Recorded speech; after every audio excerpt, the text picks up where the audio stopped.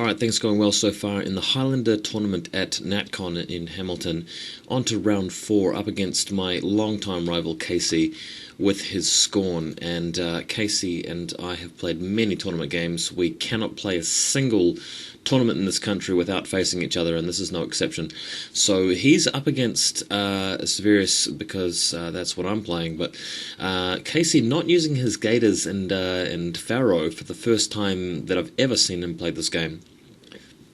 Excuse me, he's actually managed to get his hands on some Scorn and is using pMorghoul with 3 of the elephants. He's using the Triad, the Sentry, Gladiator, and Bronzeback with a Totem Hunter and some Paingivers. So this is going to be a gauntlet scenario, and we'll get underway with the photo number 2 showing you his army. He's actually borrowed these models, I believe, from a guy called Jason. And they're looking really cool. He's put his prey on the vassal, which I think is a good choice. It stops me from keeping the vassal too close and in contact with the jacks where he needs to be. And the Totem Hunter has a great chance of actually wiping him out. Another good choice would have been the Choir, of course. On to photo 3, and we've got the Scorn moving out here. I think Scorn has taken for his first turn and moving the Totem Hunter forward. Really love this move from the Totem Hunter because it means that there's no real place that I can actually move my Choir and Vassal up without being, you know, just instantly killed by this guy as he jumps up. So that'll be hard to do. The Avatar, of course, can run and use Gaze, but that doesn't necessarily stop the Totem Hunter from, you know, going too far. It doesn't stop the Totem Hunter from actually leaping just over him and actually staying in contact with him. We'll see more about that in a minute.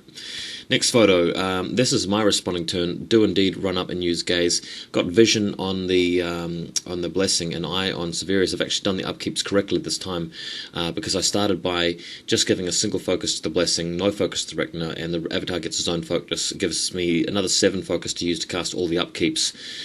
3 for Eye, 2 for Vision, 2 for Defender's Ward, and that means that I'm set. So I've got all of the Choir in position, and I've actually left the Avatar within threat range of the Sentry deliberately because I want him to charge me. The Sentry is obviously going to be very long threat range, very powerful, but with Enliven on the Avatar and with Defender's Sword, I should be able to shrug it off. So as soon as the Sentry comes in, the Avatar will be able to move back 3 inches and everything should be fine. Next photo, however, what happens here is that the Totem Hunter moves up and then jumps, and of course the jump isn't actually affected by Gaze because it's a placement, and he just jumps in behind you, blocking the Avatar from moving back. Now, you guys may point out that there's a small gap between the Avatar and the obstruction. Technically the Avatar can move around, but we just fixed this placement later after I just asked Casey what his intention was, and he said, yep, it's to block the Avatar from going back, so that's what ended up happening. Over to the next photo, though, the Sentry now charges, and the Sentry, he's got some good abilities, but he doesn't quite have the raw power that, say, the other 2 elephants do, and with Defender's Sword there, Armor 23, just couldn't get the damage in. His shield and his tusks don't have the output of the Halberd, and after many attacks here, just couldn't do it, and the Avatar was left with all of his aspects, all of his systems up. Took a beating, of course, but that was fine, and that's all that happened. On to the next photo. I've actually retaliated by moving the Blessing up first, and of course that triggers countercharge from the Bronzeback, but I've got Vision, so all I needed to do was just recast Vision here, and things were fine. And of course I even get a defensive strike against them, so that was really funny.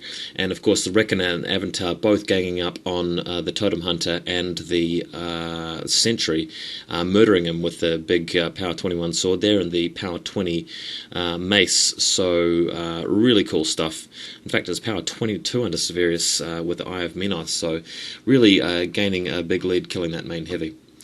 Next photo, we've got the Bronzeback trying to beat down on the Blessing of Vengeance, but of course you've got Repulsor Shield, which actually pushes him back and prevents the Bronzeback from actually killing the Blessing, so things getting even better here, and moving in with his Gladiator, trying to do some damage, and Morghoul moving up, feating, stopping me from spending focus, so this will actually stop me from killing his beasts, but now I get an opportunity to try and retaliate.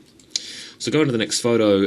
In the meantime, the beasts are moving up, and actually my jacks are moving up and actually getting an ancillary attack plus their regular attacks at their power plus strength plus 3 for the choir and Eye of Menoth, and really doing heaps of damage.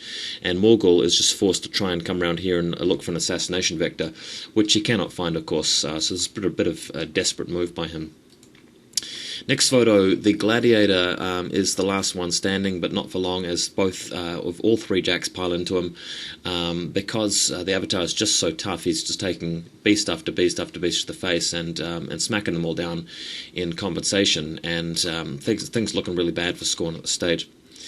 Next photo, Morghoul has actually run around here to pSeverius, but all pSeverius had to do was actually camp all of his focus and run. The free strike didn't really cause any serious damage to him, and of course there's an obstruction in the way now, so Morghoul can't directly charge pSeverius. He's camping a lot of focus anyway, and I can just feat and stop him casting spells if that makes any difference. pSeverius is actually immune to any spell assassination, so Morghoul can't try in that one, and I can now go for the objective. I've got all the Pain Givers shot down except the last one, so it's going to be a scenario when if Morghoul keeps trying to run away. So next photo, Morghoul indeed walks around here and tries to have a stab at pSeverius. I think he managed to get in range somehow with his long movement, or sidestep or overrun or whatever he had. Quite a nice shot of pSeverius's cloak. Did a fairly neat paint job on him, but Morghoul, on the other hand, can't deal with the Grand Scrutator. And, of course, next photo here, Avatar just puts down gaze, I move into the zone and control it, and there's nothing you can do to get to the second zone, so it's a 2 control point win. Managed to get 3 control points earlier on, I think in game 2. No, actually, no. Sorry, I take it back. This is the first game where I've really managed to rack up the control points. Other than that, it's just been 4 wins straight. So we're going to the final now, which is really a cool idea. First time in a tournament final for War Machine of Hordes. So let's see how it goes. Coming up very shortly.